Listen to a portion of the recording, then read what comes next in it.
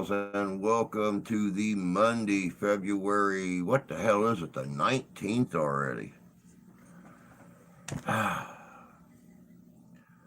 Episode of Morning Coffee and Chat. Holy crap, I forgot to turn down the volume on this thing. Go figure. Wait, what'd I say? Episode of Morning Coffee and Chat. Holy crap, I forgot. There we go. Good morning, Deb. Good to see you, bud. Hope you're doing well this morning. Looks like everybody's off to a late start on this President's Day. It's President's Day. They get to sleep in. Rest of you don't. Good morning, Lee. Good to see you, bud. Hope you're doing well this morning.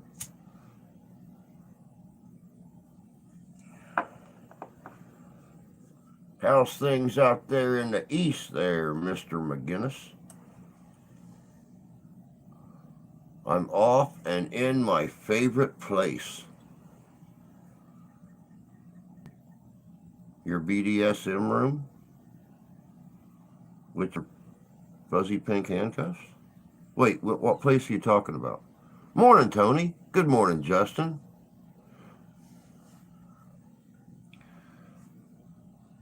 Had a couple of inches on Friday night. Oh, I got you. So you were in the BDSM room on Friday night. So where are you at today?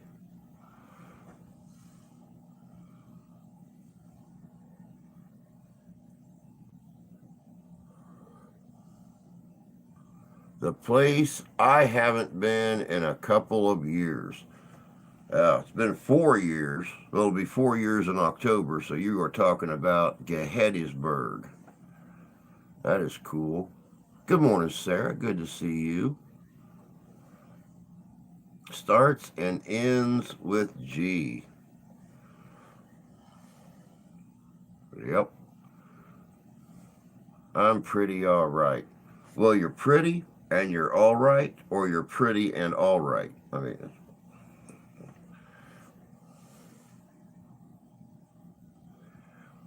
Greedysburg. You know, before I went there, I could actually probably have laughed at that. But when I got there, I realized that stuff really wasn't. I mean, people there didn't, for being as huge of a tourist location as it is, things are actually pretty affordable there.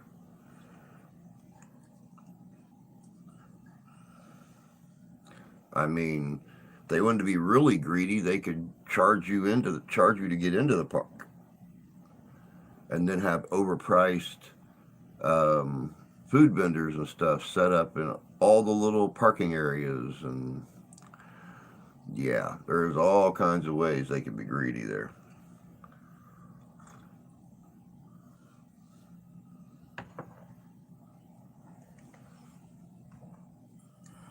Some places can be a bit expensive. Well, I mean, I was only there for like a day and a half, so um, I really didn't get to see very many of the places. Let's not get into the reenactment side of things. I don't care how long it is till I get to go back to Gettysburg. To me, the funniest thing about that place was when we were all up at the restaurant that last night. The place named after the ball player. Um, when I was when I went out front on the sidewalk to smoke, and the ghost tour guy came by, and I mean, you could tell that he was basically touring around a bunch of people that weren't really interested in Gettysburg history. They were just interested in haunted history. Good morning, Masha. Good to see you, honey. Glad you could join us today. And he had a mix of modern and Civil War era, Union and Confederate attire. So that was a little humorous to me, but me, you, Mark, and quite a few others would be able to spot that stuff in an instant. But yeah, funny little dude. Funny little dude. Some place could be a bit expensive. Let's not get into vernacular. Life could be expensive these days. Shh. Tell me about it. Yeah, I think it was Gettysburg Eddies. The ghost tours are entertaining.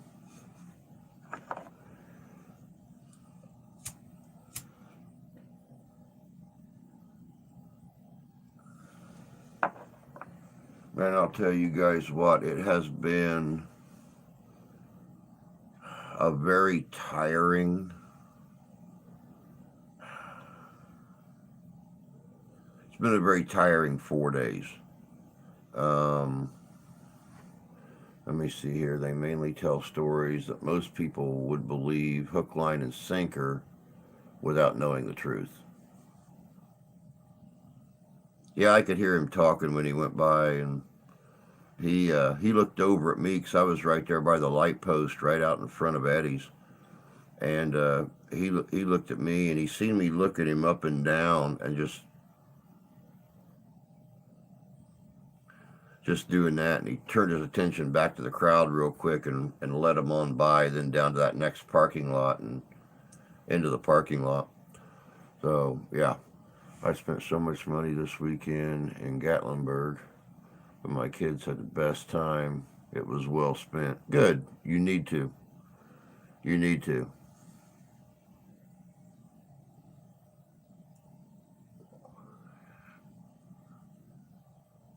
The kids had the best time. That's what's important. The kids having the best time. I mean, that's what it's all about. Getting out with the kids and enjoying it. You could probably tell them that Grant was in reserve with General MacArthur. And it's really funny you mentioned General MacArthur. I have got a video coming out tomorrow on Antietam, I believe, the second battle. So, yeah, that's going to be real interesting. They actually mentioned MacArthur in that one. Not, our MacArthur, but their MacArthur.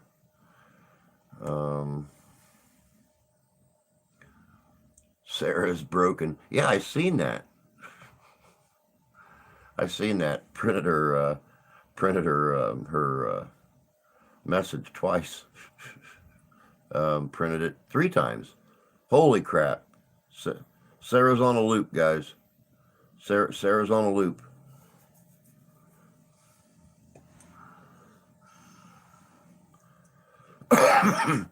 she's Groundhog Day and on President's Day, y'all. Just keeps reliving the last 5 minutes over and over again. But yeah, it's been a rough 4 days, y'all.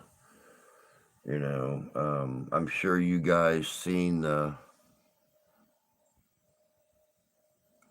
No, Sarah. The stories they tell at Gettysburg aren't fake, but a lot of the ghost tours and stuff like that, they will over dramatize certain things to, draw the crowd deeper into things. And so, I mean, think about it. How many ghost tours do they have in Gettysburg?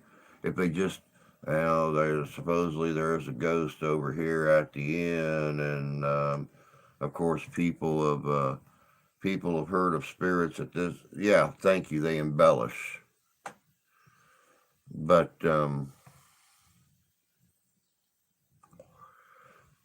no. For those of you that keep track of the community tab and stuff like that, I appreciate it. Friday, just an hour. Hour and 15 minutes after we ended the live stream, my wife's son Trevor got off work, which he goes in at like 4:30 in the morning, and he usually gets off between 11 and 12. especially during the wintertime when production's slow. But he got home and picked his fiance up, picked the baby up, and they went to cash his check and pay the rent payment on the the trailer, the house that they were renting to. And within 22 minutes, returned to the property to find flames shooting out of every window, every door.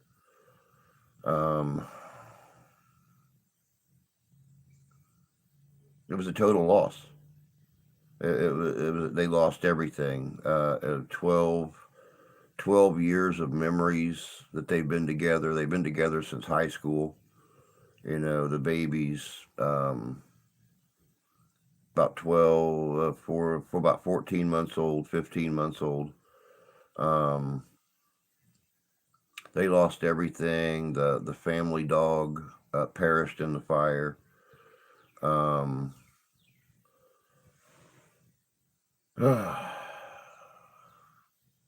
But anyway, you know, we've reached out, and the whole family has reached out. They got them what they could to start over. I mean, all the babies' clothes, 2 years of diapers that they got when she was born, everything. All of her Christmas toys, her little 4-wheeler that I got her, that she was just learning how to push the button and ride around. That was her favorite thing. She would sit on that thing, and whenever they give her little plate at dinner time or snack time or something, she'd go sit on the little 4-wheeler and lay her plate on the handlebars, and that was her. But she lost her little couch. She lost her little bed. She lost. I mean, it was a total loss. If it wasn't damaged by the fire or damaged by the smoke, it was damaged by the chemicals that the fire department used to put the fire out. So, you know, we're trying to rebuild them and stuff like that. Let me see here. And some pizzazz to make their tour the best. Yeah, definitely. Happy Family Day to all the Canadians. We kind of have Family Day. The wife got home from work about an hour and a half ago, passed right out. Ash just got out of bed. She's off, of course, for President's Day. And I got to go to work tonight. So, go figure. But that gives me more time to work on tomorrow's video. How did it happen? Wait a second. Oh my gosh, scary. How'd it happen? That's awful. No family here. Most that's left don't talk to me. Morning, Danny. Good to see you, bud. Hope you're doing well this morning. Do they know the cause? Yes. We're pretty sure that it was electrical. 2 weeks ago when it was raining, his fiance had called the landlord, let him know that there was actually water dripping in between the window panes at the front of the house right there. She said she was going to send somebody out in a couple of days. Never did. And by the look of the burn pattern on the house, which, you know, the video that came out yesterday actually had photos at the end of the fire, of the house after the fire. But by the burn pattern at the front door, when they left the porch light on. And it looks like that water that had been dripping in found its way to exposed wire. And I mean, the whole light, the whole porch light just completely melted and burnt. So this place was apparently not up to code. Indiana is kind of suck ass on their landlord laws, though, especially when you're dealing with a land management company. Basically, you can either carry insurance on the property, or you can pay a little more and carry insurance on the property and its contents, but when you sign a land contract, they're automatically supposed to take you to a, what do they call them? The people that stamp the shit. They didn't take them to one. Everything's supposed to be put in the payer's name except for the deed. Then they can go out and legally get homeowners insurance to cover everything. None of that was done. So we don't know if they're going to get back any money. They're going to try to sue them. But I don't know. We'll just have to see. I don't know. Home never the same after that. Morning, Gunny, by the way. You're not off for President's Day. Okay, there's a story on name change. Insurance would cover if they had it. It's sad about the dog, but thank the Lord they weren't home. Thank God it wasn't during the nighttime. So, I mean, think about this. It took 22 minutes for them to leave the house and the house to be completely gone. And it was right there by the front door in the living room. Their bedroom is at one end of the trailer. The baby's bedroom is just off the living room. So if this would have happened at night, they may not have been able to get to Hero to get her out of the house, especially as quickly as that happened.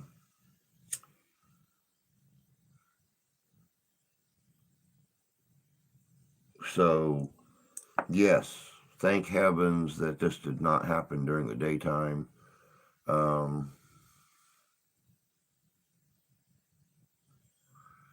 Yes, they did. They did, Masha. They definitely. They had texted the landlord to let them know about the water leak and stuff like that. They got messages back. Well, the neighbor was at work. The neighbor was at work and got home just 5 minutes before they did from going to cash his check and paying the rent or paying the payment. And, you know, he was there running around the house. There was no noise coming out of the house. So, you know, the poor dogger was already gone at that time. And he was such a great guy. When they got the fire put out, he went in and he took a sheet with him and he found her body and he wrapped her up and took her over and put her in the back seat of his truck. So they didn't have to see her. And one of the cousins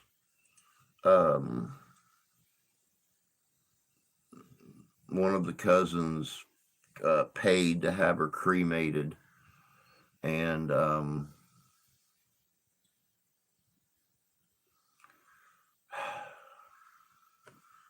they got her back yesterday. So,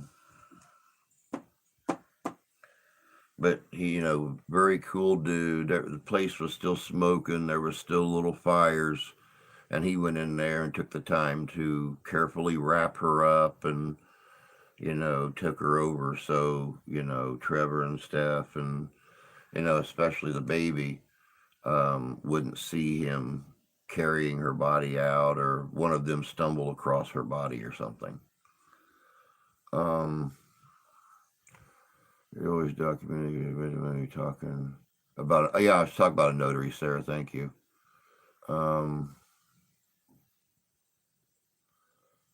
So, Lord, they weren't home. They were safe. Poor dog.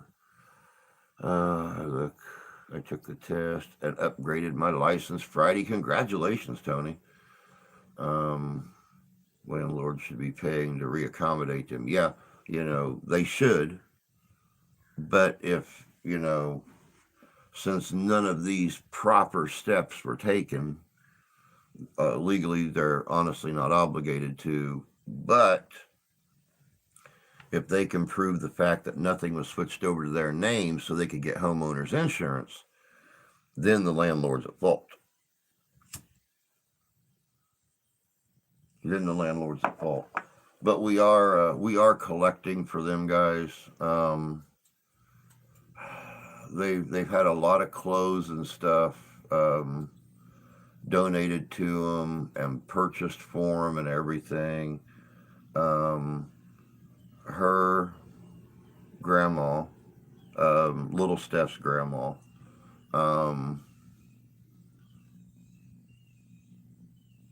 went out and bought the baby a brand new bed and bought them a brand new bed. They're currently staying at, I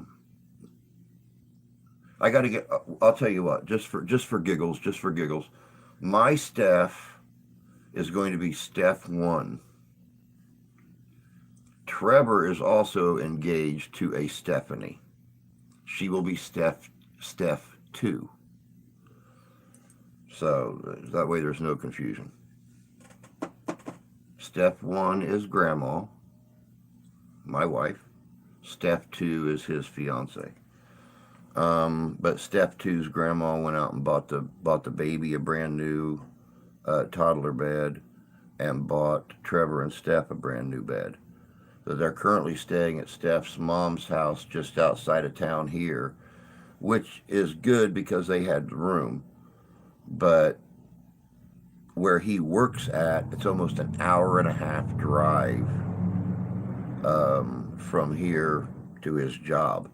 So he's going to be driving almost as long as he's going to be at work until they can find a home again back down towards Shipshewana, Indiana. So, and then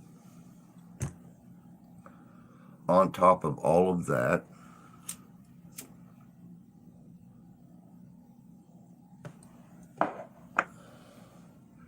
and please excuse me if I get choked up over this because it's breaking my heart. For those of you that have been with me for a while, you remember last winter when our neighbors moved away.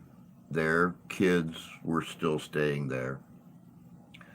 And they didn't properly take care of the female cat that was there that should have been taken care of. And she had kittens in August last year. Or August 2 winters ago. But if you guys remember right, we had Kenny and Tucker. My daughter named them Ken Tucker. When temperatures got down to single digits, not this winter, last winter, we let them come in the house, and they were house cats until the temperatures got back up above freezing. And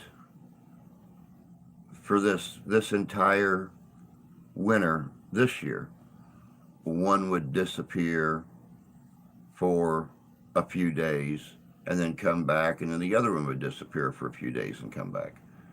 Well, we've not seen Tucker for over a month. No clue where he's at. He was the little golden one. And then you had Kenny, which, you know, Kenny was our hermaphrodite kitty. Kenny was the one whose balls didn't drop until he was like 9 months old. We thought he was a girl. But he's our little hermaphrodite kitty because he still don't have a wiener. He's just got balls. He showed up Saturday.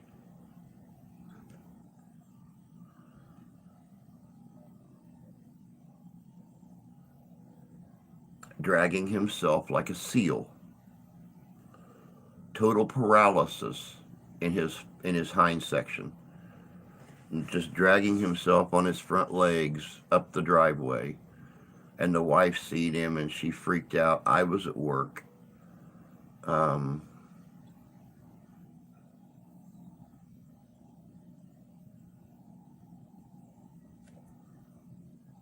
she told me when she come to pick me up Saturday. Um, and I've been trying to work with him. I was trying to figure out if it was a spinal injury, trying to figure out if his hips were broke, if his pelvis was broke, what the deal, because the legs just lay on the ground behind him and he drags them everywhere. And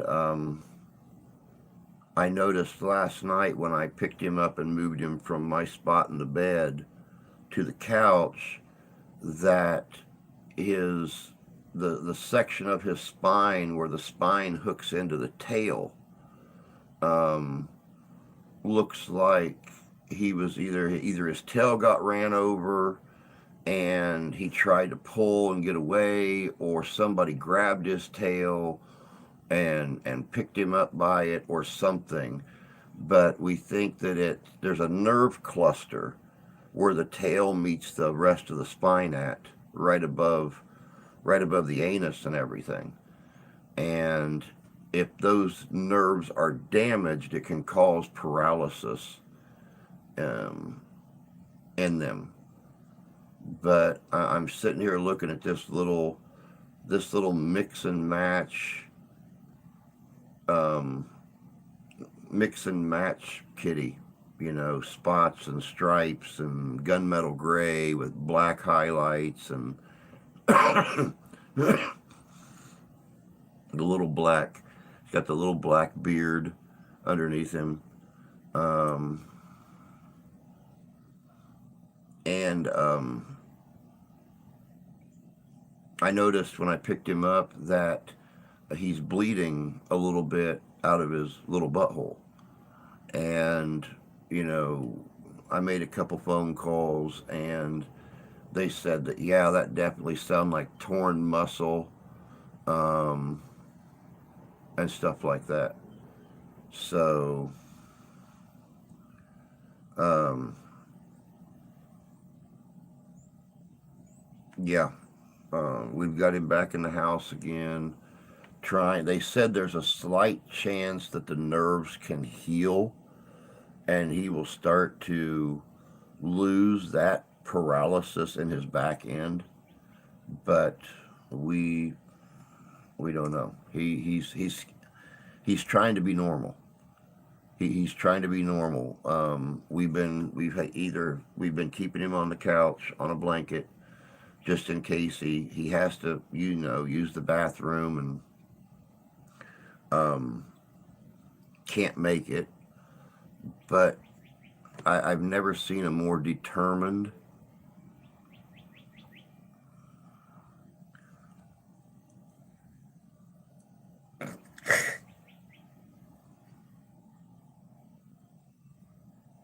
I've never seen a more determined little man in my entire life. He has to use the bathroom. He will crawl off the couch. He will crawl all the way into our bedroom to go to the litter box. The other day, I had to actually hold him up so he could potty in the litter box. And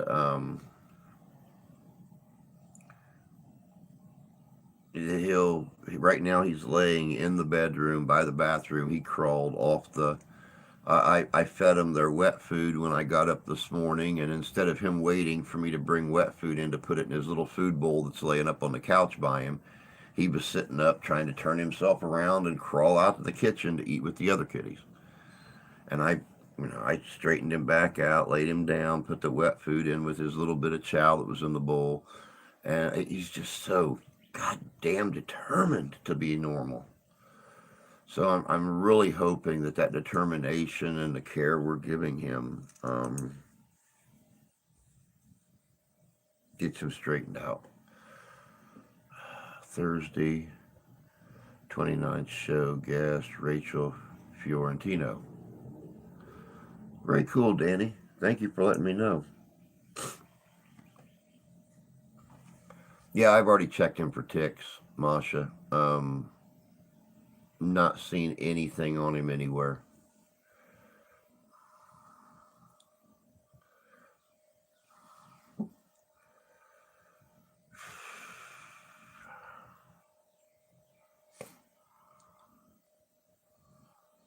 upgrading so I can teach.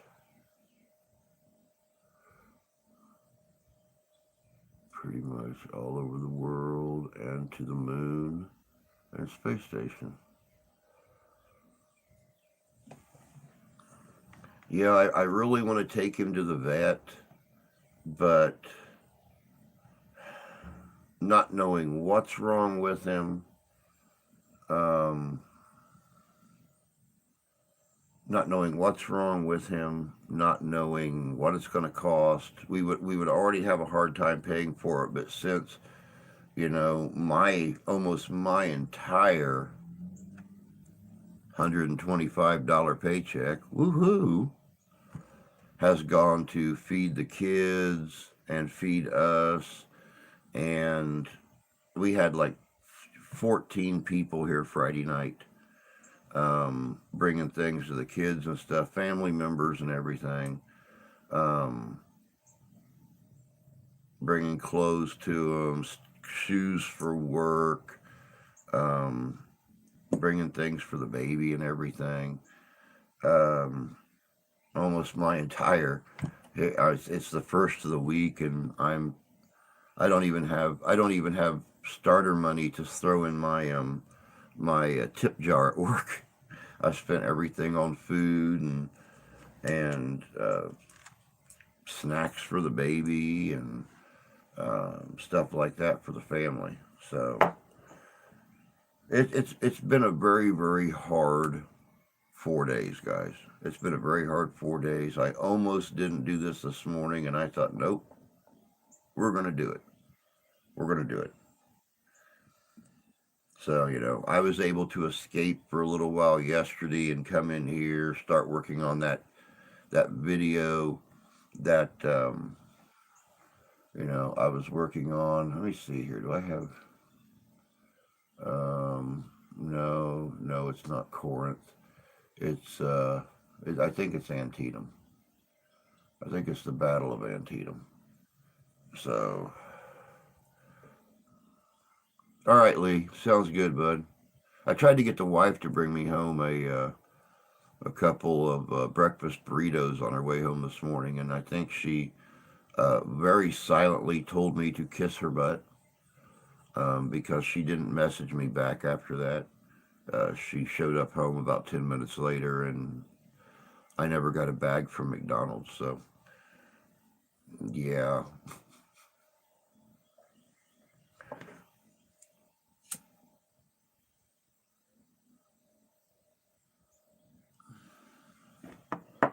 I think that was the kindly married way of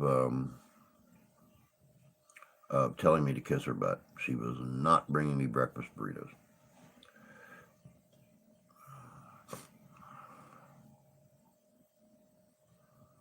All right, Danny, that sounds good. That sounds good. I don't go to work. I don't have to leave here until right before 3 this evening, and I'll work till close. And oh, I forgot to tell you guys. With all the changes going on up at the bar and all the demands they're making, and the Board of Health breathing down the neck, we really honestly think somebody's targeting us, because we've never failed an inspection. And all of a sudden, 2 months ago, the Board of Health starts coming in on a regular basis, and they're barking about this and this and this and this, and we're thinking that it's people we've let go that's turning in these BS reports. But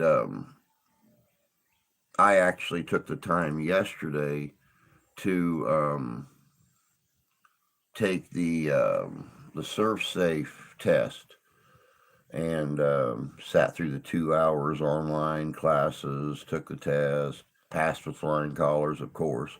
This is like my 3rd or 4th time being certified. That way we have a certified food handler on all the shifts.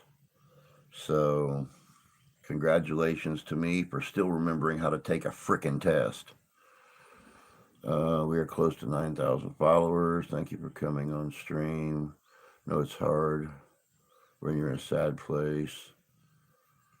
Actually, you guys make me feel a lot better. So it's not as hard coming on here as it would be, just getting up and going to work this morning or something like that and having to run around all day and just think about things. Here, I'm able to vent a little bit and chill, defuse. So it's not as bad. Might be later tonight. I'll always have my phone with me. Can always count on that. I'm one of the editors for the page and would appreciate the follows. Civil War Chronicles.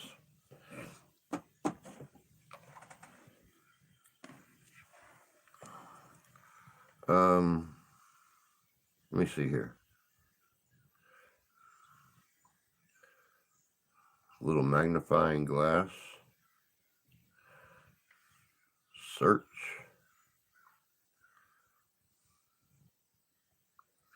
Civil War Chronicles.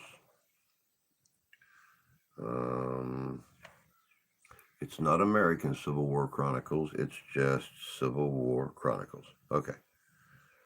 Here we go. Gettysburg, PA, Broadcast Media Production Company.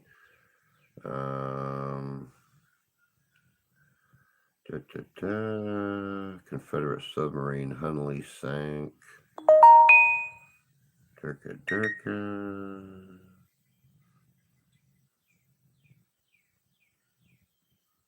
I don't see any Lee McGinnis stuff on here.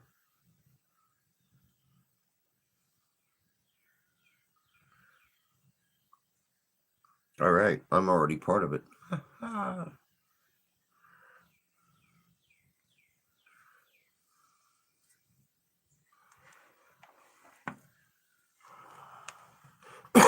It's much harder to learn shit when you get older. Luckily, the test hasn't really changed in 20 some odd years. The only difference to the test from the last time I took it, which was 10 years ago, it's good for 5 years. Of course, I didn't renew it because 5 years ago I was off work taking care of grandma, so there was no reason to renew it. But in 2023, when they were going through the list of food allergies, they added sesame to possible food allergies. There are people who have a sesame oil or a sesame seed allergy. So they added sesame to the list of, allergens, naturally occurring food allergens. So that was the only difference to the test. 40 questions, and none of them even had to do with sesame. So it was 2.5 hours well spent. Might even be a patron who doesn't like the new people there. It very well could be.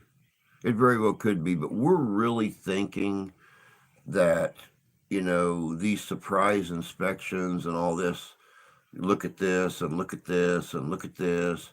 And they really honestly didn't even have a complaint about the place.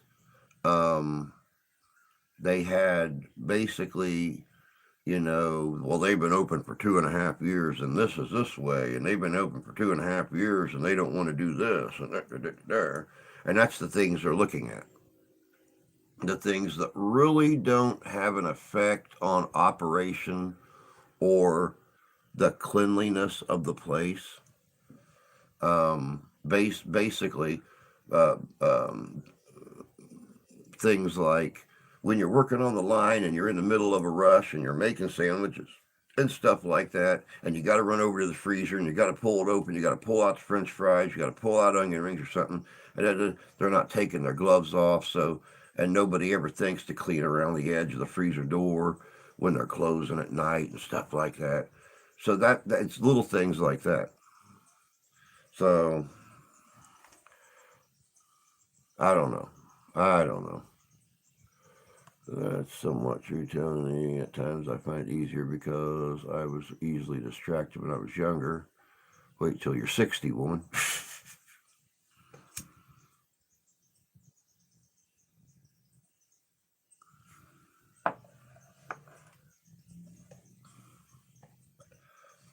See, the hardest part of the restaurant thing is the fact that the owner or the new management, whatever you want to call them, they want things to glow in there. They want things to sparkle.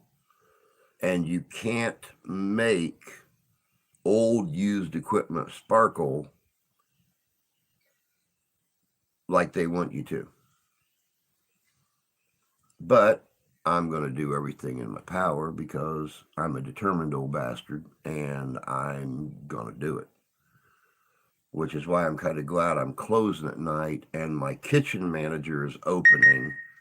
So that gives me a chance to go in there and really work my Watusi off.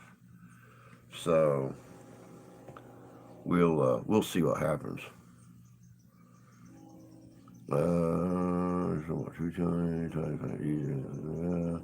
When you stop learning in life, that is when it gets hard. As a kid, I was somewhat lucky. I had nearly photographic memory. I don't have that shit these days. I was the same way, Tony. I retained probably 65 or 70% of everything that I read, everything that I looked at, everything that I watched.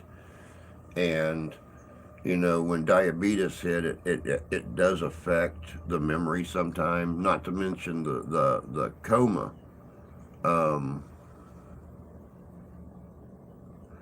Will affect memory and long-term memory.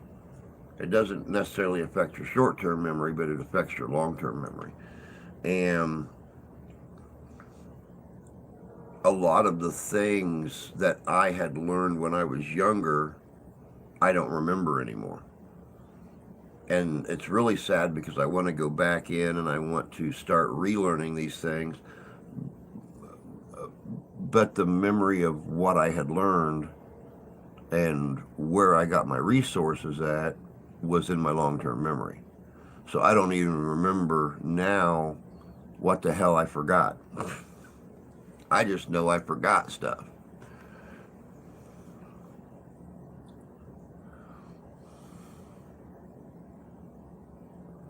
The way I look at it, though, as long as I remember how to point and shoot, I remember how to, pack a cartridge. I remember, how to work a lever. I'm good.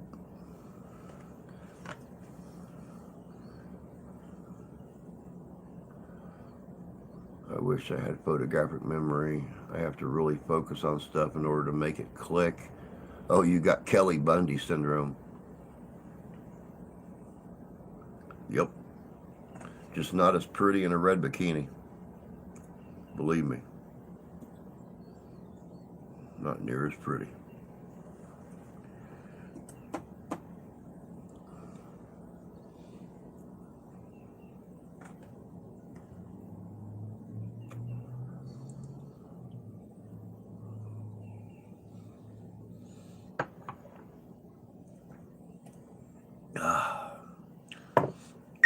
Made me some strong coffee this morning because I needed that kick in the butt. For those of you that have been with somebody for a long time, I don't know if you've ever tried sleeping without them, but it takes a while. even when I go on a reenactment or something like that, her and I will talk sometimes until 9 or 10 o'clock, 11 o'clock, so I can get tired and fall asleep, or it's like we're there together. But yeah, with her going back all night, sleeping in that big bed without her, um, yeah, it's not fun. I think I was awake 7, 8 times through the night. Tried to wake up at 2. Hold on, it's coming.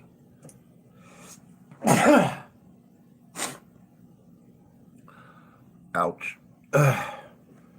um, Tried to wake up at 2:30, and I said, "Oh, to hell no," and laid back down and woke up again at 4:15, and woke up again at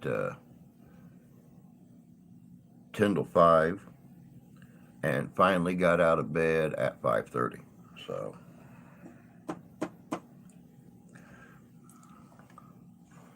my first girlfriend did very poor in school until I figured out that she could not retain stuff she read.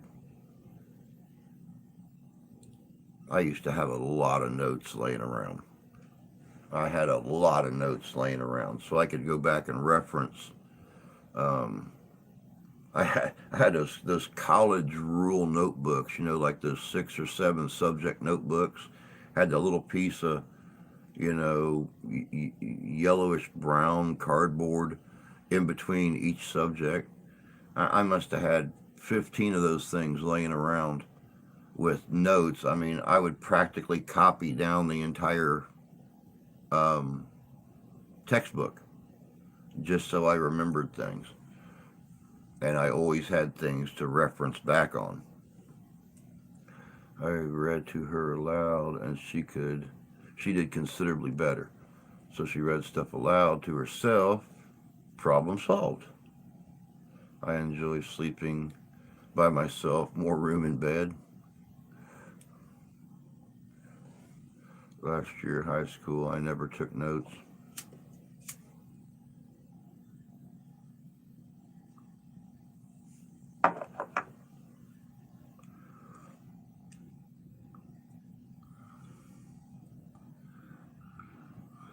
I had a boss one time. Years ago, I worked in a bakery, and we would go in at like, 2 or 3 o'clock in the afternoon, and for 6 hours, we would make, apple fritters and donuts and, filled donuts and stuff like that. And my boss, probably 18, 20 years older than me. Name was Jim, and he was second generation baker in this place. For those of you that have ever been around Marion, Indiana, Vogel's Donuts was around for years. And Jim finally retired, sold the place, or sold the 4 stores they had there. But Jim believed, because his wife was a psychology teacher at the local college, he had learned that the average person only retains 20% of what you tell them. So for a person to retain almost 100%, you have to go over things with them about 5 times. And he was very, very accurate on that. After he started utilizing that belief, the people that worked there that he hired retained. I mean, they knew basically everything he knew within a week, because he went over everything verbally with people over and over and over and over again, until they had a working knowledge of how this stuff worked.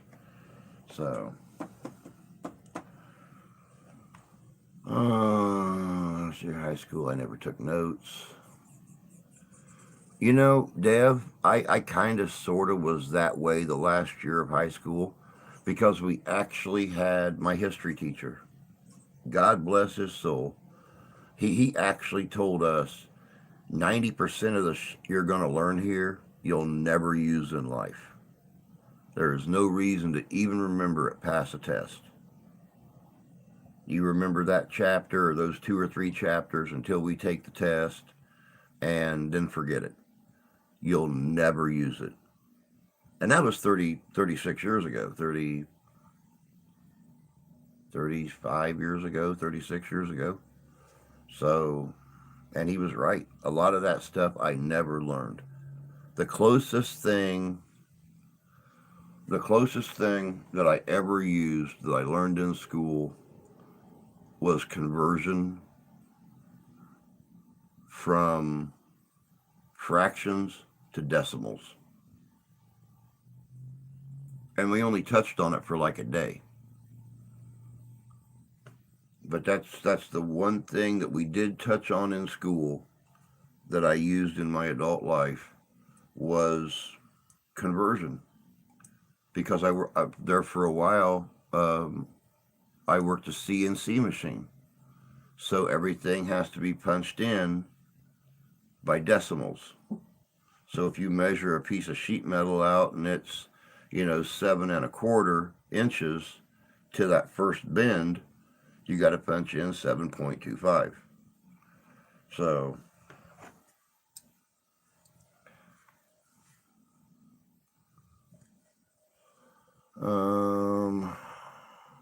I read aloud to myself too, and I watch YouTube videos on subjects for better clarification. That's right, girl. There was no Facebook or YouTube. Adults tend to need repetitive learning. My daughter has mild autism and she struggles to comprehend what she learns or is even told. I've heard that with some autistic kids. The spectrum is just it's so wide. You have the severely autistic kids that don't communicate at all, and then you've got kids like my ex's son. He liked the color red and liked circles, and that was his. After almost a year together, he would finally start to try to communicate a little bit, but not a lot. If things didn't go his way, he did not communicate. He was just like his mom, stubborn as Billy Goat. I tell my college students that like they will never have to know how to read poetry and what the different stanzas mean. Yeah. Yep.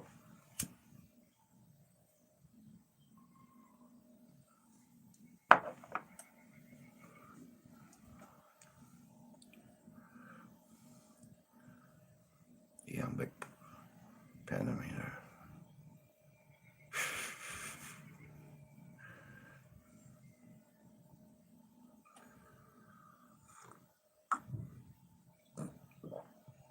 But at the other end of the spectrum, you have those little savants who can sit down and listen to a piano concerto and listen to it once, and before it's over with, sit down at a piano and start playing the music right along with what they're listening to and never miss a key.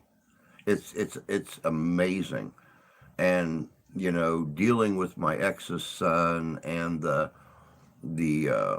teacher that came to the house from she wasn't really a teacher, she was a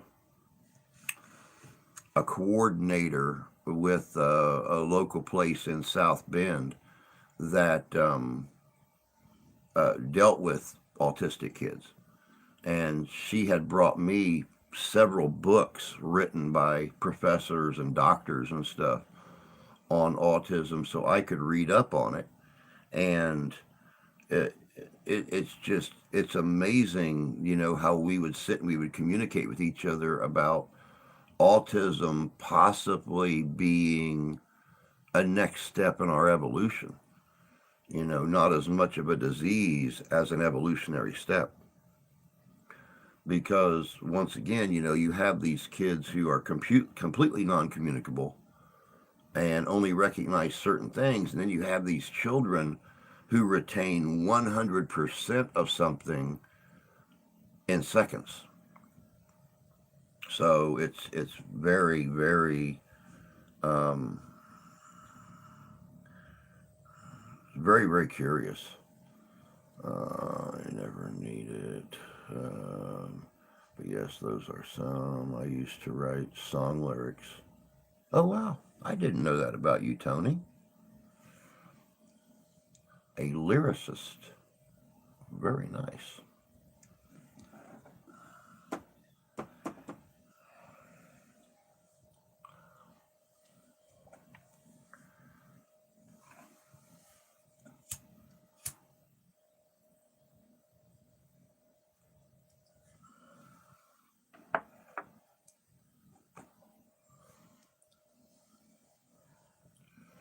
I bet you utilize those, I bet you utilized that skill a lot when you were a younger man with the women folk.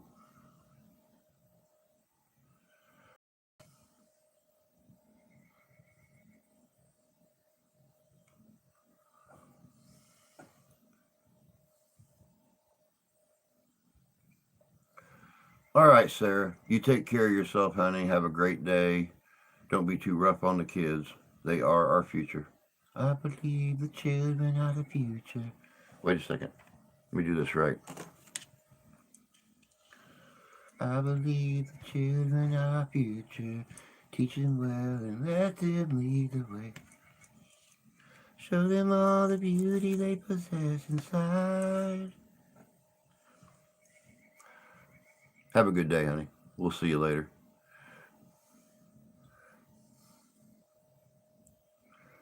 All I'm missing is the little braids and the beads in my hair. Oh, wait, shit. And where there used to be hair. Not really, didn't start till I had kids of mine.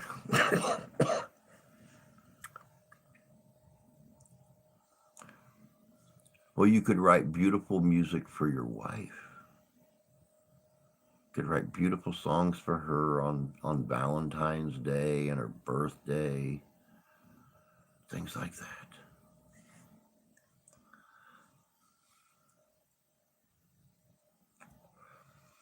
You romantic little devil, you. We could staple some hair on. No. Nope, I like my head not bleeding, which is why I don't shave it every day. I wait for 3 or 4 days and just hit it again with the shears, and I'm good.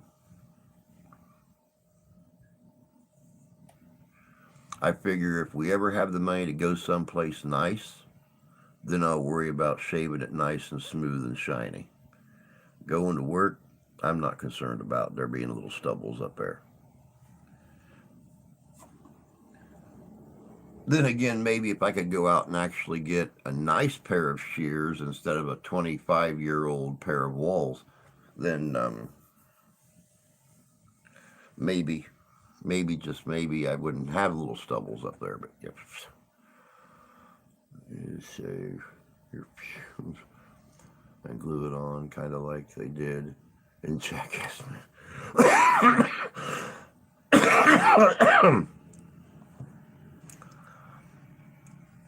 I am no Johnny Knoxville, y'all.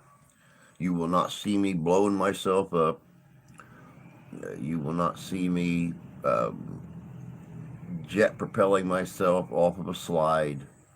Nothing like that.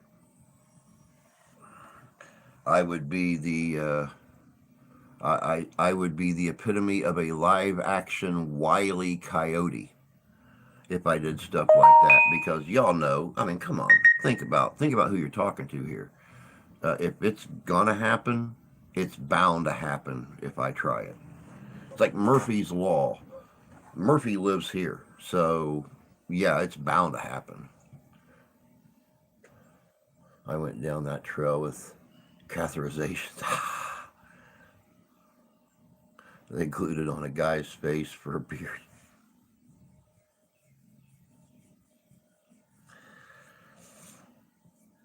You know, there's a lot of things I'll do for a laugh.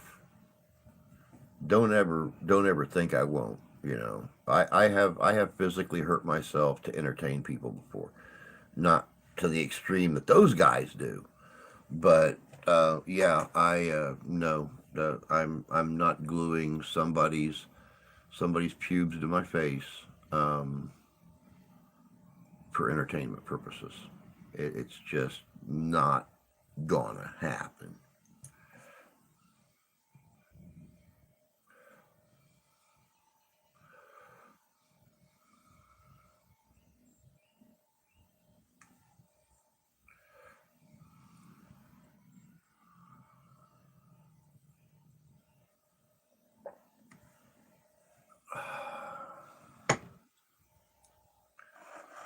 Oh man, what a week it's gonna be.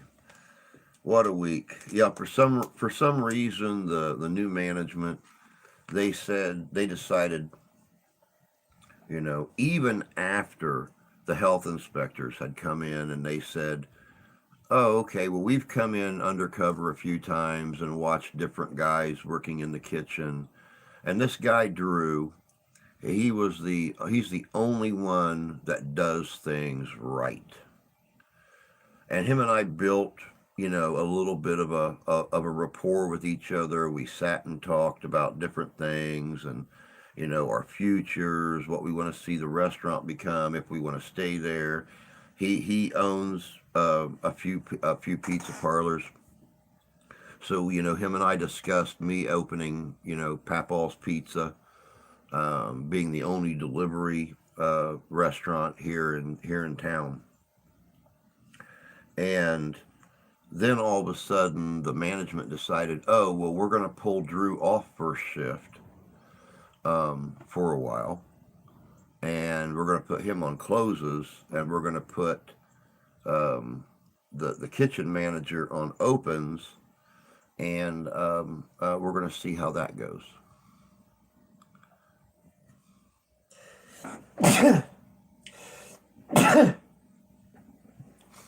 Damn, must be allergic to bullshit. But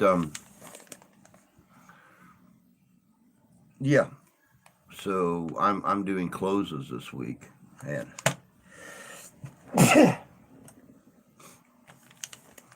I've still got this pesky draining going on out of my sinuses, and it's either draining down my throat and making me cough, or it's making me sneeze like crazy, make my eyes water and everything.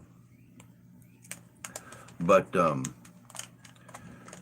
yeah, I'm on closes this week, which I don't mind when the wife has to work, except for the fact that I'm getting off work just an hour before she has to leave for work, or I'm sorry, a half hour before she has to leave for work.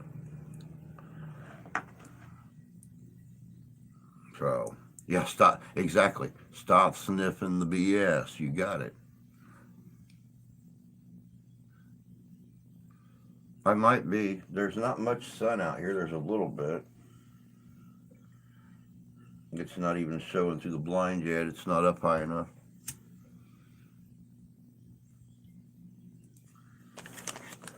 But I do have an appointment, and I wanted to let you guys know this because I just actually took care of this on Saturday evening.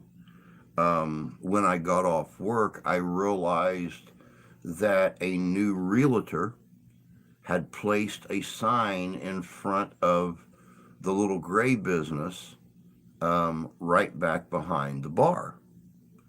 And that's the place I was originally looking at for Papal's Pizza. So I called them and I got the information on the place. It is actually almost 1/4 of what that other pizza place was selling for here in town that went out of business during the pandemic. Um, he informed me that the price for this place was um, 59.9, but the price wasn't set in stone. So, you know, I told him, he asked me about my plans for the place. I told him he loved the idea.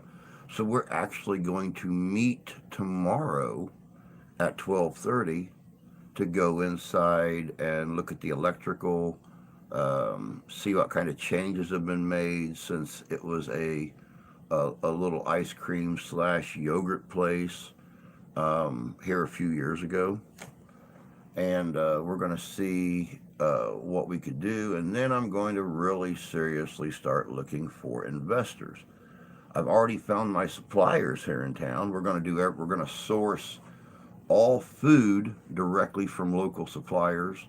All fresh vegetables are coming from the farmer's market. All meat is coming from the local grocery store. Um, all I have to do is, you know, paddles, pans, ovens.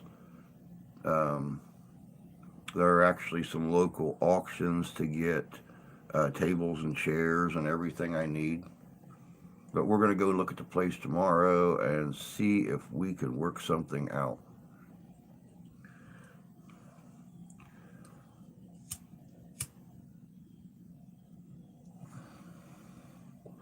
Now, for the first 6 months, my plan is to only be open of an evening time through the week.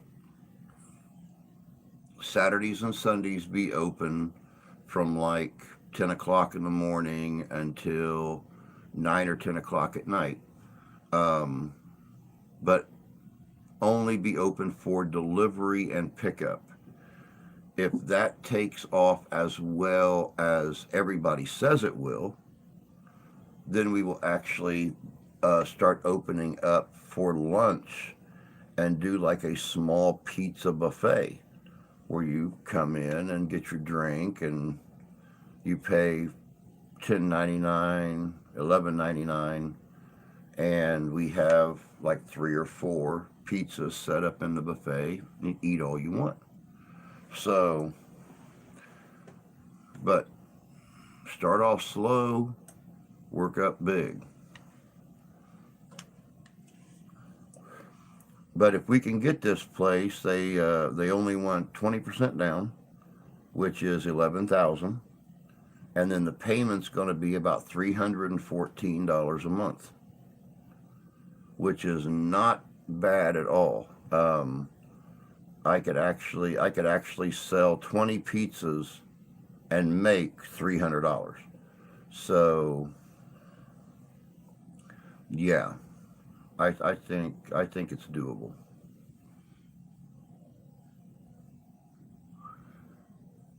Full on sunny. Full on sunny would be nice. Ours is back here lingering. Ours is back here lingering. I mean, we have a real light cloud cover, and the clouds are all lit up. So I think it's going to be a pretty day. I don't even know what our weather's supposed to be like.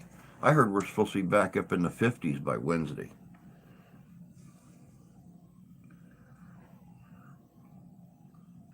Looks like we're supposed to be 43 today. Oh no, 43 today, 50 tomorrow, 57 on Wednesday, 52 Thursday, 38 Friday, 34 Saturday, and 51 Sunday.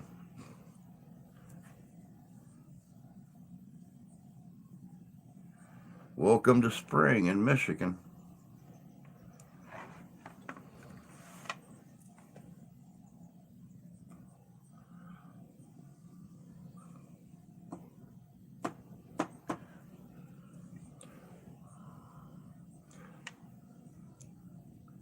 But the really cool thing about doing the pizza place is I can do New York style pizza. I can do Chicago style pizza. I can do stuffed crust. I can do whatever my heart wants to do. I can sell pizza by the slice like they do in Chicago or like they do in New York. A slice of pizza that's 12 inches from the crust to the point, you know, whatever. It ain't spring for a month. Hey, you know something? It's spring enough, dude.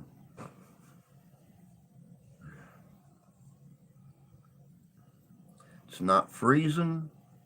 It's not sweating. It's spring enough.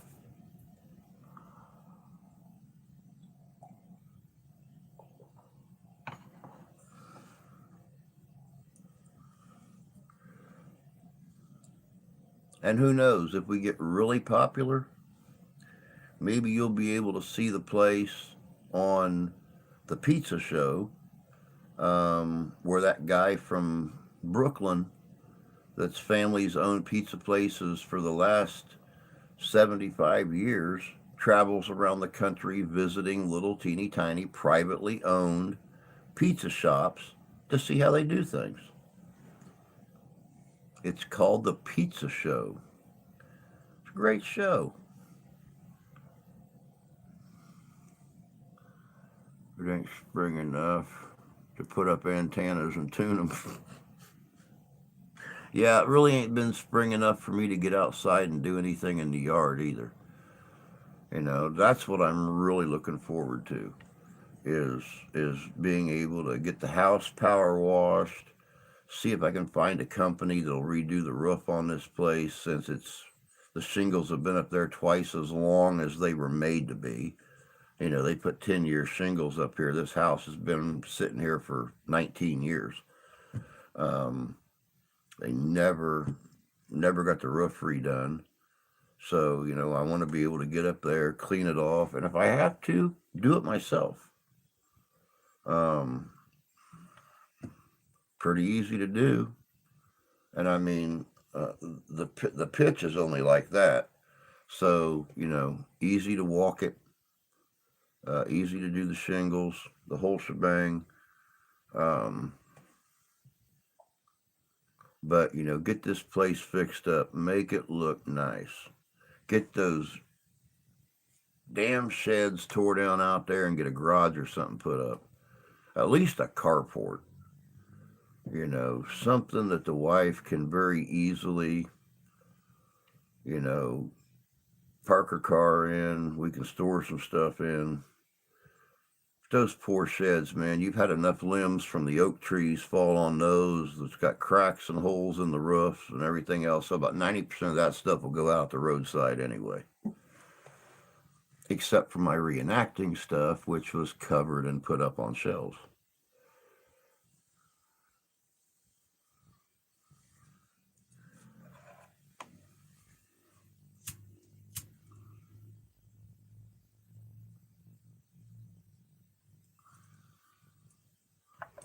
I can tell you from experience it isn't as easy as you may remember. Oh, I'm sure. I'm sure. What I would really like to do one of these days is completely take the roof off and actually put a house roof on it with a higher peak, maybe an attic storage space kind of thing up top. Um, I would just really like to make it more like a home than an old modular that was moved in here. When an older couple got screwed out of their money. Who the hell's dinging my bell?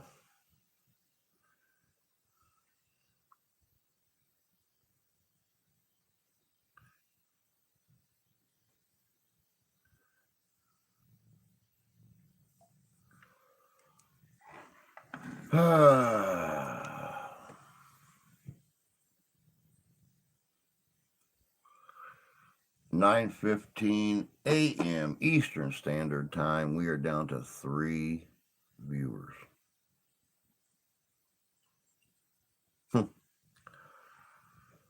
People must have had more important things to do. Oh, 2 viewers. 2 viewers. Go figure. Hey, don't forget, guys, hit that little thumbs up thing. That kind of helps us. We actually draw more views on our live streams than we do on our videos. Be honest with you, I've considered switching the channel only to a live stream kind of thing. But we still have folks that enjoy watching the videos. May only be 20 people, maybe 30. I went back, a few months and looked, and we've actually got some videos that, 100, 200 views. But not here lately. It's like nobody has time to watch videos anymore.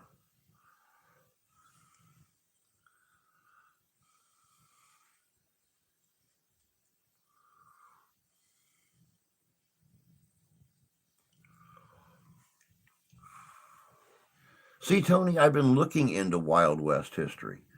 I've been looking into it, and a lot of it is just so overdone that, there's really nothing left to tell. And when you start looking into Wild West legends and, those famous gunfighters and certain old Wild West towns and stuff like that, it's so saturated. I was looking for something on Bell Star the other day, and I must have had 12,000 things pop up. And it just kind of, it's like, well, what's left to tell?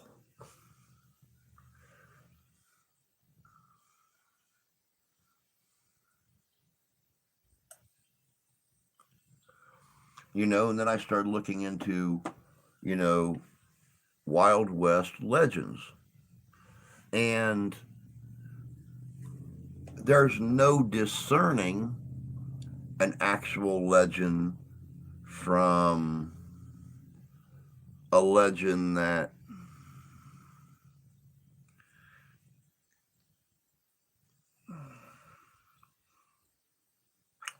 Native American history, best example.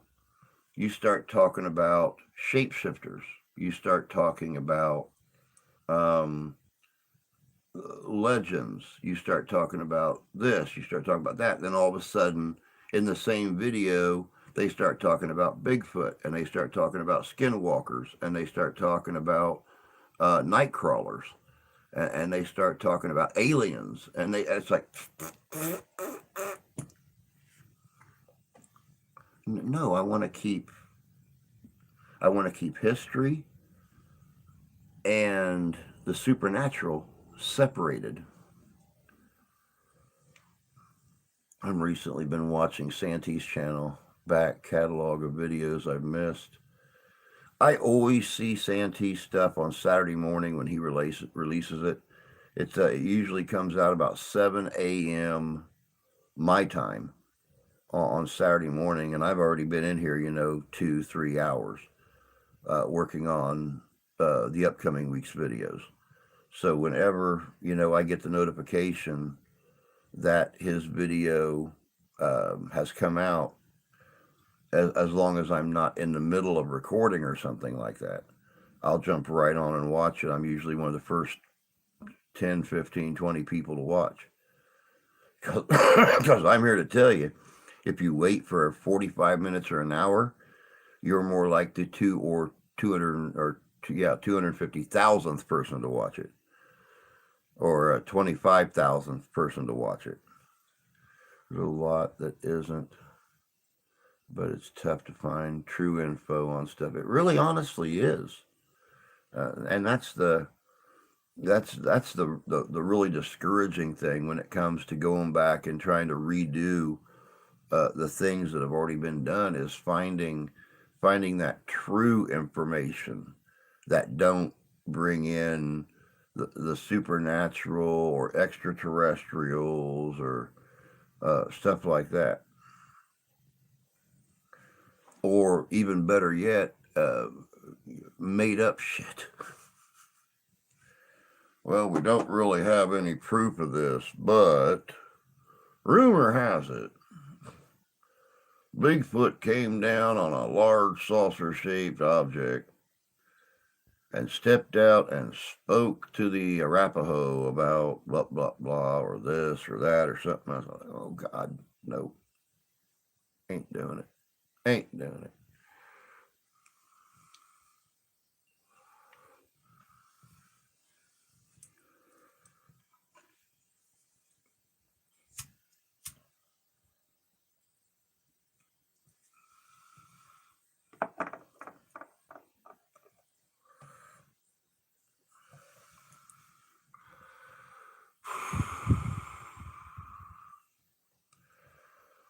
Ah, goodness gracious. But like I said, I got that video coming out tomorrow on Antietam. I have no clue what's coming out on Thursday yet. I had a few things in the works, and I kind of pulled a blank on some of them because I'm old and senile and stuff. One thing that I have run across is diaries that have been published. There are some good diary stuff out there. There is a lot of really good diary stuff, and that was the reason, that I bumped on the Anne Frank thing last week. Probably one of the most famous diaries from history is the diary of that little girl when she was in hiding. Um, and it never got it never hit the fruition that she wanted it to, being turned in after the war was over and added to the stories and the diaries of other Jews in hiding, but became the most famous diary to come out of World War II. It just blew me away. Those could be very boring to the majority. Yeah, see, that's another thing, is finding the stuff that people will watch and stay enthralled in. That's a huge challenge sometimes for making the videos and stuff like that. Is it starts off really good, and then it kind of peters out about halfway through. But I've noticed too, a lot of times, um, even when I find a really interesting subject, people will watch the first 2 or 3 minutes of it. They might skim through it, watch the beginning, move to the center, watch the end, and that's it.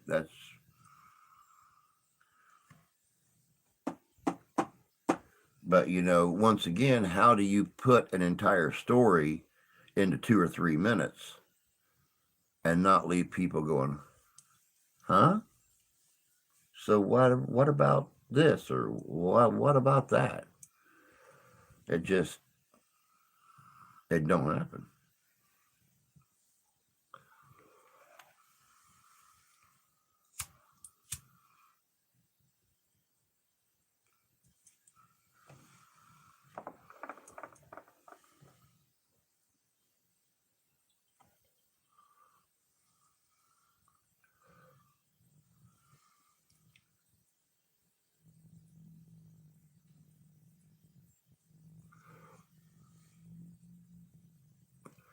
Yeah, and see, that's the really sad thing, and that's where I really envy Santee at is, he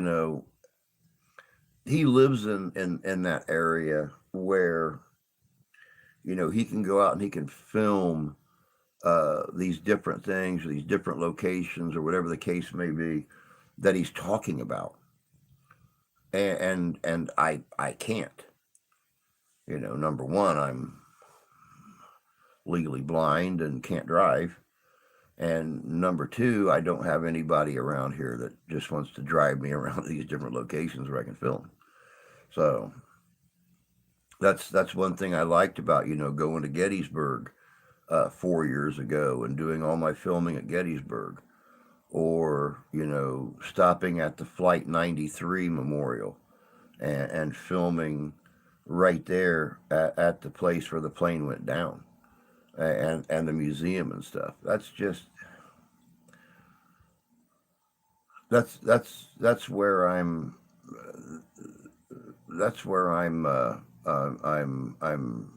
really suffering at, is being able to get to these locations and talk about them. Actually film the locations I'm talking about. There's a lot of very interesting historical places right here in Michigan.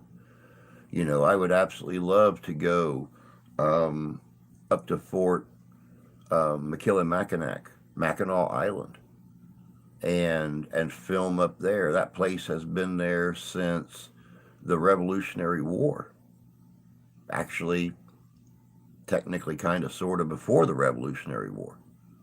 But it's a 5.5 hour trip one way for me to get up there. Actually, it's closer to 6.5 hours one way. But I would love to go up there and film. Crossing the bridge to Mackinac Island, where no motorized vehicles are allowed to be.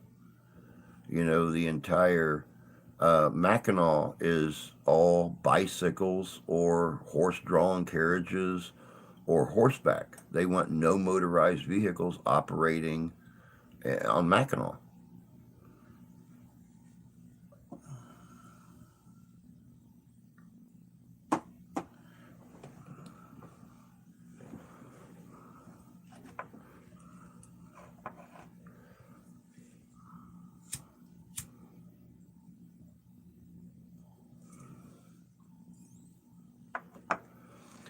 I tried to get Santee back on here a couple weeks ago for one of the Friday night interviews. And, with his work schedule and his time with Mrs. Santee and stuff like that, at 7 o'clock p.m. here, it's 4 o'clock p.m. there. He's still at work. He don't get off till 5 or 5:30, which is going to put him driving back home, and our videos or our live stream interviews being posted, 9:30, 10 o'clock at night. So it's, I would love to bring Santee back on and talk about his videos, talk about video subjects, talk about, how he films these different locations, how he finds time to film these different locations.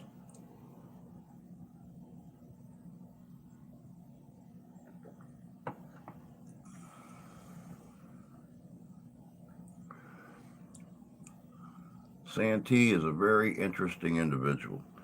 Hopefully next month, I mentioned this the other day to you guys. Hopefully next month at the Kalamazoo Living History Show, I'll be able to conduct a few interviews with like John Townsend and stuff like that, people like that, furriers, gunsmiths, Civil War reenactors, stuff like that. Things that people find very interesting. I don't watch his vids till there's an hour's worth to view.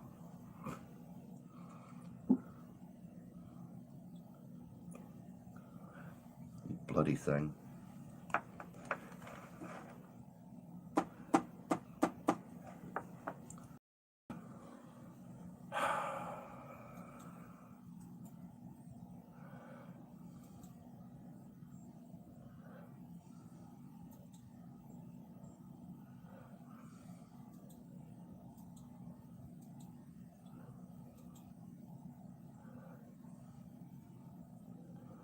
I dislike short vids.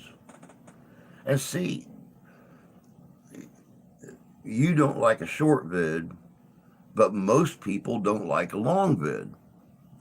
And that's where I run into that issue at. You know, I can make a lightly informative 5 or 10 minute video, or I can make a very informative 30-minute video. And most people will still only watch 3 or 4 minutes of each one.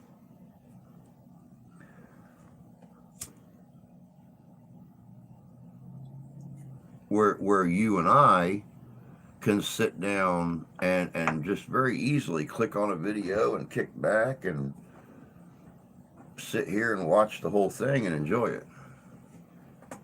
Hey, bud. Good to see you. Hope you're doing well this morning. Happy Monday to you, if there is such a thing. I think there is. I guess.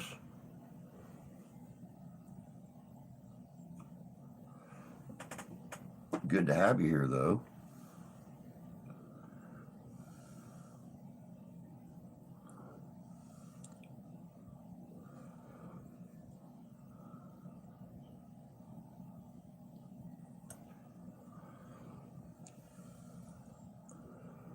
Oh man, got a whole half hour left. What is there left to talk about?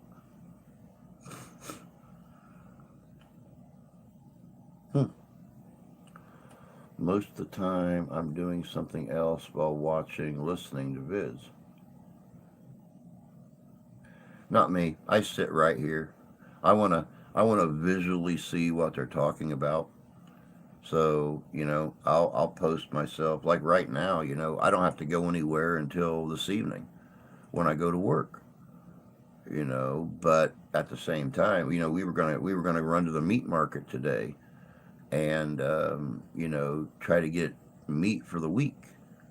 But, you know, she was running around delivering stuff to the kids yesterday after the house fire.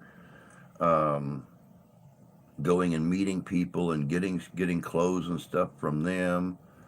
Then we had them over here yesterday, and she didn't get any sleep, so she went and worked all night long with no sleep yesterday. Came home this morning and collapsed, which is probably a good thing because after the weekend we've had with trying to take care of the kids and feeding them and stuff like that, we didn't have the money to go to the meat market.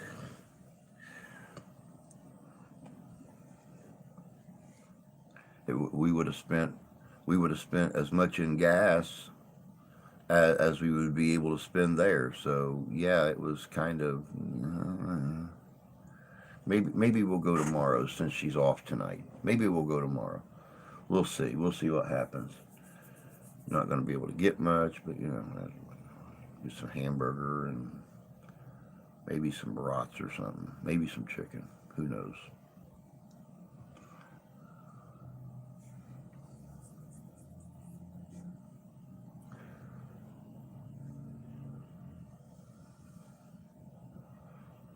But I hope you guys all had a great weekend. Had to be better than mine. I mean, I told you all earlier what all happened in the last 4 days, and it's just been.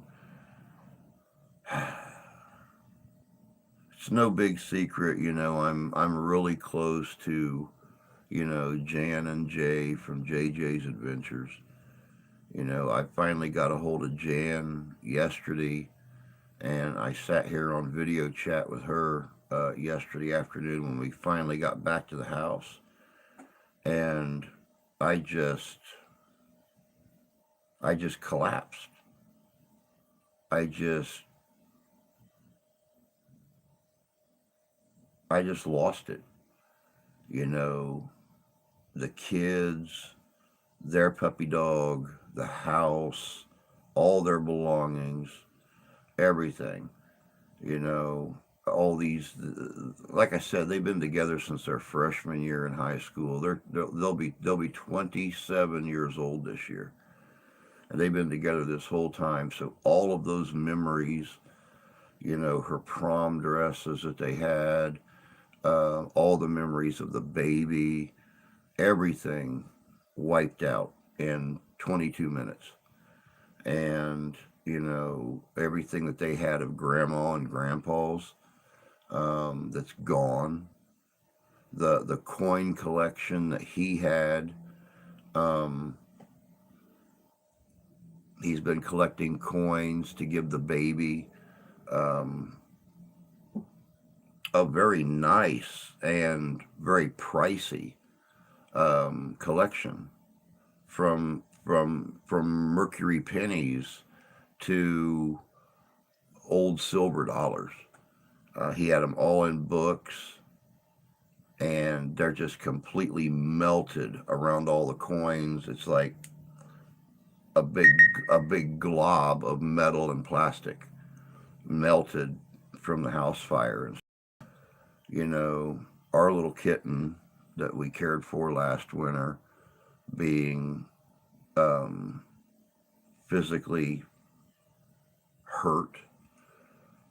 It's just everything. People coming in and out, running, you know, the stress of what's going on with the job, the stress of trying to open the pizza place. It's just, I got a hold of Jan yesterday and I just downloaded. I'm not going to lie about it. I straight up bawled my eyes out, you know, and of course her and her, the happiness and the joy that she, um, emits when you're talking to her. Um, it was a blessing. It was a blessing.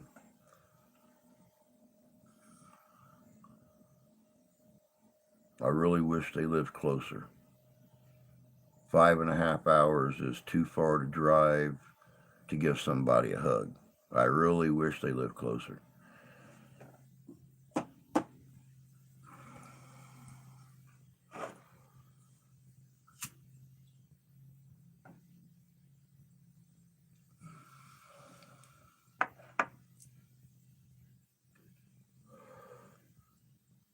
Oh my goodness gracious sakes.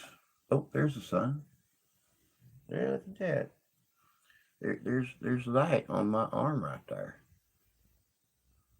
It's starting to come through the clouds.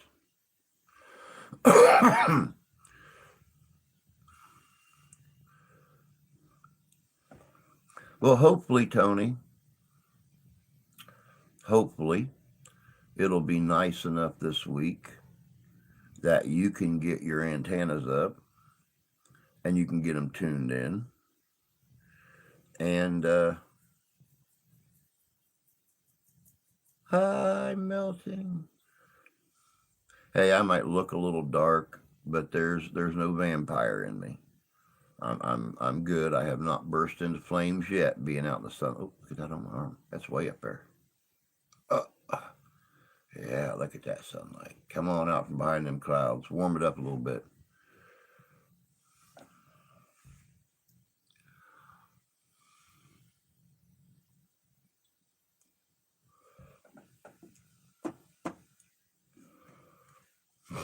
Melting. I'm melting. Help me.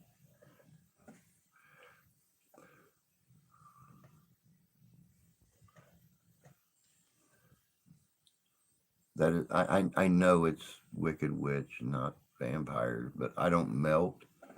And she was an old green hag, and I'm not. I'm just an old white bastard.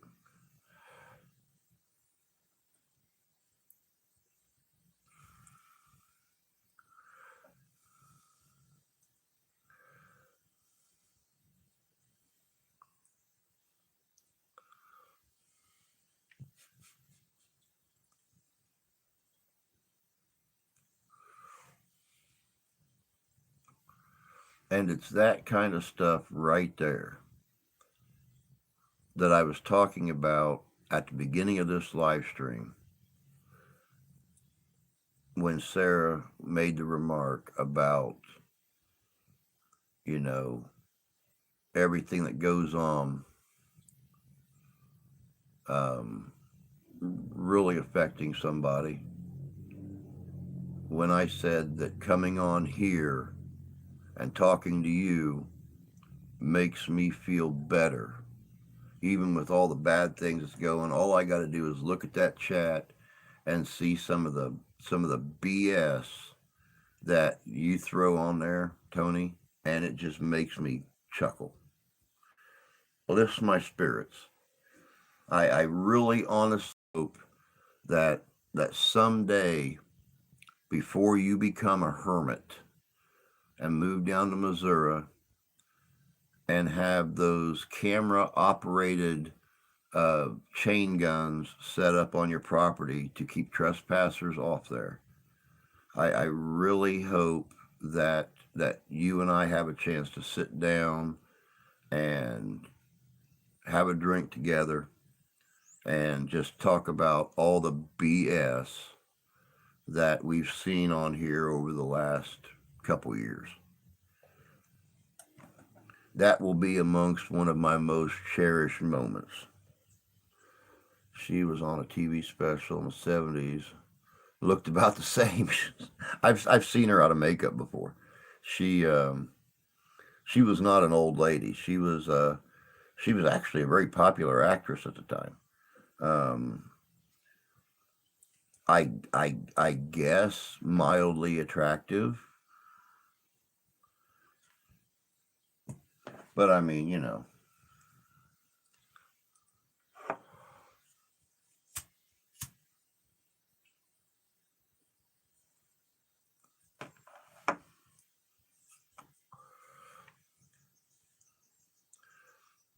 I seen a I seen a comedy skit a couple weeks ago, week ago, something like that, of her, and they were doing the whole um, I'm melting," and they're sitting there and they're spraying her with a water hose. They're doing everything trying to get her to melt because she kept making these condescending, you know, butthole remarks to Dorothy and the Tin Man and the Lion and the Scarecrow. And, she just real slow melting, and finally they got a like a fireman's hose and opened it up and peeled all of her skin off and blew her hat off and stuff like that. And she's still sitting there making these little crack remarks and everything. And they finally just threw a blanket over her and started stomping on her. It was like long drawn out dramatic death, but okay. I got you. I got you. Yeah, she wasn't so hot and green, but she had a third breast like in Star Trek. She'd be okay.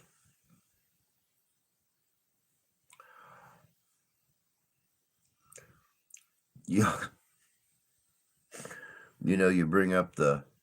you bring up the third breast thing, Deb. Do you remember the space hooker from Total Recall, the original one, the the the space hooker on Mars that had three breasts, and then of course there was the young mutant girl, and there was the little blonde midget dwarf girl. Um, I actually, looking back on our special effects today, and looking at how Total Recall was made all those years ago, it's pretty poor. Good for the time, but really, really comedic the way they did things.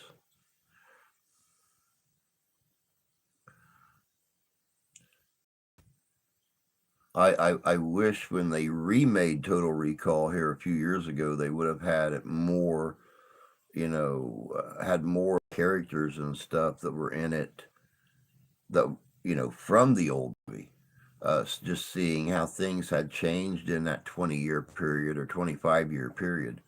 I think it would have been really cool to see them completely redo it. Um, oh, speaking of redoing movies, yeah, back then we bought into that. Yeah, yeah, exactly. Um, for those of you that are 70s and 80s kids, I don't know if you've caught wind yet, but they have actually finally started rewriting Highlander. They've actually started rewriting the movie Highlander. It looks, as of right now, it looks like Henry Cavill, who is famous for playing Superman, is going to be the star of the new film. I've not heard anything yet about Ramirez or Kurgan or anything like that. The reason, Tony, and see, that's the reason it's taken them so long to rewrite it, is they don't want to fuck it all up. They want it to pay homage to the original film. They want everything to be perfect, and they've gone through like 4 or 5 or 6 rewrites on it, and they brought in people that were with the original film and helped to write it and edit it and stuff because they don't want to fuck it up. So that's the reason it's taken so long. They started rewriting this thing almost 8 years ago, and the more they sat and read through the script, once they got it done, it's like, nope, don't like this, don't like this, don't like this page, and they'd go back and hit the tables again and rewrite. They've done multiple rewrites on it, so it did pay homage to the whole MacLeod legend and the Highlanders and stuff like that. I'm really curious who they're going to get to play Kurgan. I don't think replacing Clancy Brown, who, by the way, I would love to be able to interview sometime, um, and talk about his personality and how he played Kurgan so well, both in the in the distant past and in modern day New York. Um, but replacing him as the main adversary in the movie, I don't see how they're going to be able to do it. I mean, whoever it is, they're going to work really hard finding a good replacement. As long as it isn't broken like all the Batman movies, it might be okay. All this woke horse shit has about killed that industry. Yep, you're absolutely correct. You are absolutely correct. Oh, good and hot. Guten hot. Guten hot.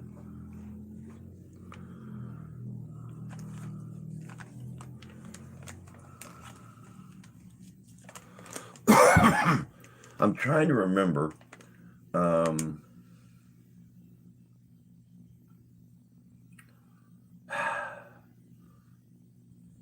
yeah, it was the video that came out. The video that came out yesterday, the Hard Hat Riot, how it changed America's culture. Um, they talked about, the government and all that, woke BS, and how that separation has just bloomed. This person's separated from this person, this culture separated from this culture, and this religion separated from that religion. Oh, we have to have a special name for this, we have to have a special name for that. I just seen a video this morning, I seen a video short, and this girl says, "Oh, yeah, I'm claiming a new sexual orientation. I'm gonna be a trisexual. I'm not male. I'm not female. I'm not lesbian, bi, or straight, or asexual. I'm I'm claiming a brand new sexuality. I'm starting the movement. I am a trisexual." And of course, the guy hosting the short just stood there, shook his head, and laughed, and asked her if she was stupid. It's like, so you're a human. Okay. Why do you have to put a label on it? Why do you have to give it a special name? Why can't you just be a person?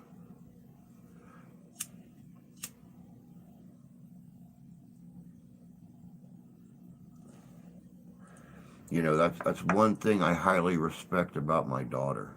It's one thing I highly respect about my son is she don't care about you know the all that woke BS. You know, she don't care about separation. She don't care about being anything but a people, and that's one thing I very highly respect about her.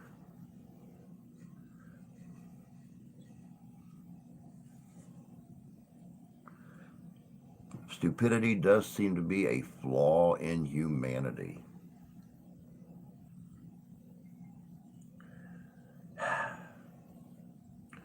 Boy, you could open a can of worms with that statement.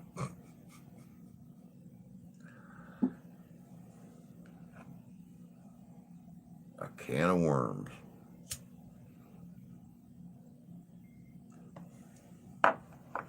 Yeah, you ain't gonna open a can of worms with that. You're gonna open a box of big juicy crawlers with that, bud.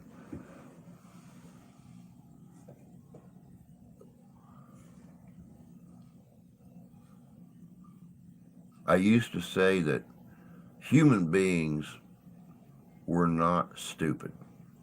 Human beings were ignorant. That was our biggest flaw, was an ignorance, not a stupidity. So there are a lot of very, very intelligent people out there.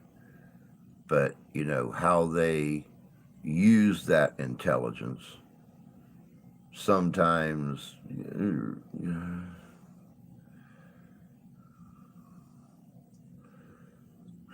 yeah. It's now stated 90% of humanity, or of humans, are stupid by studies. Yeah, now.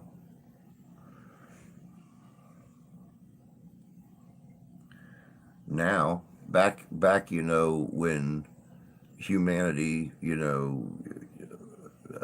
2 decades ago, 3 decades ago, 4 decades ago, you know, uh, when you learned um, the important things, when you kept your mind so active that you worried about the important things, the things that were essential to life, and stuff like that. Back in the days when you could leave your doors unlocked and go to the store, be gone all day long, and not have to worry about coming home finding your house empty or vandalized or something like that. You know, then as people, as time moved forward, um,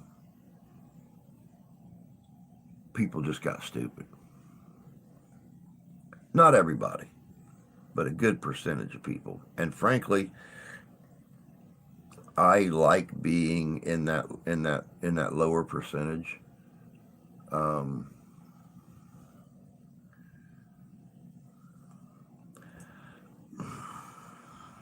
I don't know what else to say about that. Stupidity does seem to be a flaw in humanity, and now it's stated 90% of humans are stupid. These days, many are just stupid.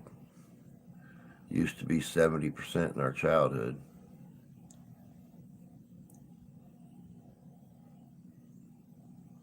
See how the numbers go up. I remember years ago they said that by, the 25th or 26th century, we would all be we would all be walking around with these big swollen brain cavities and stuff like that from all the knowledge and things that we're going to soak in. Hopefully, if evolution works that way, then you'll be able to tell people who actually use their brains versus people who don't, because they're going to be the ones walking around with, like a grapefruit on their shoulders. That half of them, a good majority of them have to put on slip on shoes because they ain't smart enough to tie a bow. And then you have the ones who do, you know, all the studying and actually, concern themselves with the knowledge of life and the knowledge of the universe and the knowledge of existence, who have these, these beautiful big brain cavities and stuff like that. Who knows? Who the hell knows?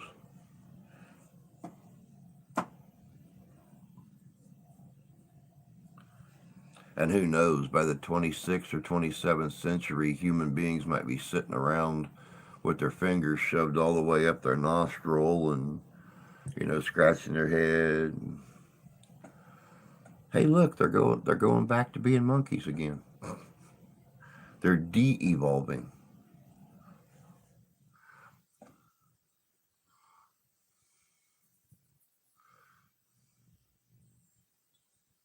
People aren't taught life skills. I was actually looking the other day when my daughter informed me that they don't teach home ec in school anymore. It's like, well, how do people learn to cook? How do people learn to make things to feed their families and stuff like that? How do they learn how to sew? I took home ec in junior high.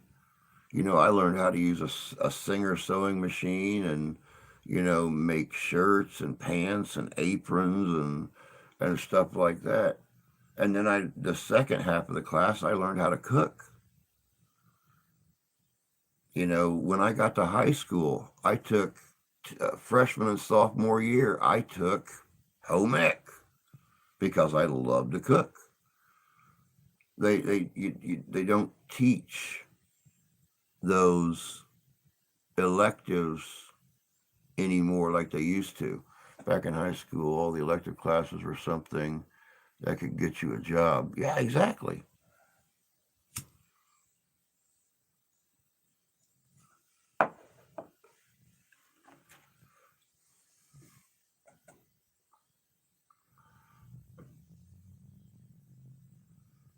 They have said, come to the 25th century, the world will be like the movie Idiocracy.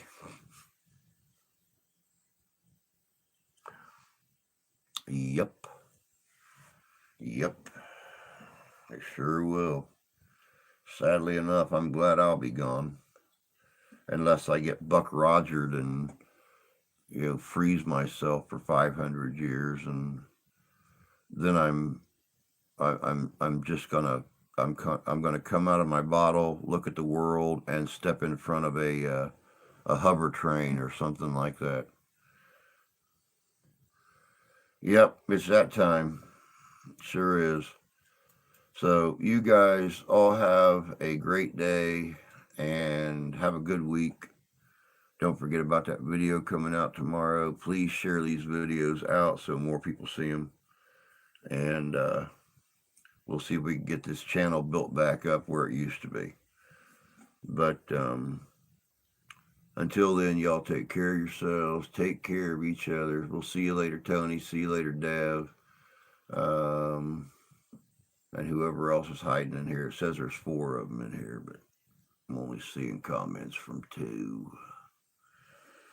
But y'all have a great day and take care. And we'll see you on Friday. Catch y'all later.